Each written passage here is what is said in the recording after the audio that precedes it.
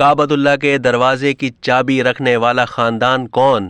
چابی کے حوالے سے حضور صلی اللہ علیہ وآلہ وسلم نے کیا ہدایت کی تھی؟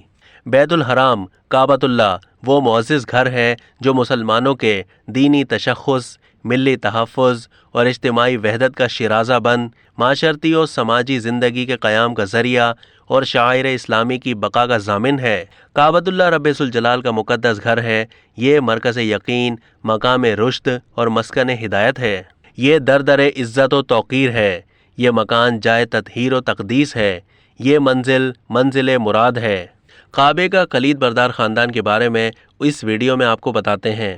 سعودی عرب کے شابی خاندان کو نہ صرف سعودی عرب بلکہ دنیا بھر کے اسلامی ممالک میں انتہائی قدر کی نظر سے دیکھا جاتا ہے، اور مسلم حکمران اس خاندان کے افراد کی مہمان نوازی کو اپنے لیے باعث اعزاز سمجھتے ہیں۔ خادم الحرمین الشریفین کی حکومت بھی اس خاندان کو خصوصی طور پر بڑا مرتبہ اور عزت و احترام دیتی ہے۔ یہ وہ خاندان ہے جو تقریباً 1500 سال سے کلید بردار کعبہ ہے۔ اس خاندان کا سلسلہ شیبہ بن عثمان بن ابی طلحہ سے جا ملتا ہے، جو حضور صلی اللہ علیہ وآلہ وسلم کے ہم اثر تھے۔ قریش نے اپنے دور میں خانہ کعبہ کا طول 18 گز اور اندر جانے کے لیے صرف ایک دروازہ رکھا تھا، وہ بھی بلندی پر تھا تاکہ ان کی مرضی اور اجازت کے بغیر کوئی شخص اندر داخل نہ ہو سکے۔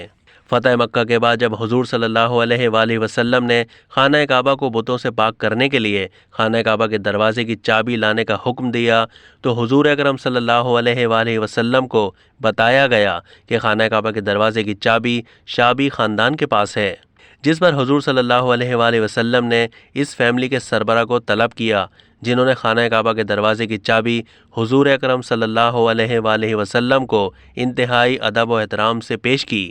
جس کے بعد حضرت صلی اللہ علیہ وآلہ وسلم نے خانہ کعبہ کا دروازہ کھولا اور وہاں موجود بتوں کو ایک ایک کر کے ڈھایا۔ اس موقع پر ایک بت جو کافی اونچائی پر تھا، اسے ڈھانے کے لیے حضور اکرم صلی اللہ علیہ وآلہ وسلم نے حضرت علی رضی اللہ تعالیٰ عنہ کو اپنے کندھوں پر اٹھایا، جنہوں نے اس بت کو ڈھایا، جس کے بعد خانہ کعبہ کو غسل دے کر پاک کیا گیا تاکہ یہاں عبادت اور خانہ کعبہ کا طواف کیا جا سکے۔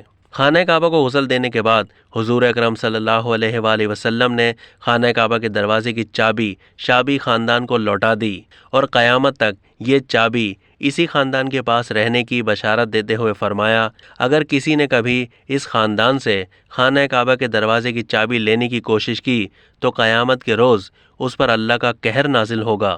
جس کے بعد سے آج تک یہ چابی نسل در نسل شابی خاندان کے پاس چلی آ رہی ہے۔ شابی خاندان کے زیادہ تر افراد مکہ مکرمہ اور مدینہ منورہ میں سکونت پذیر ہیں۔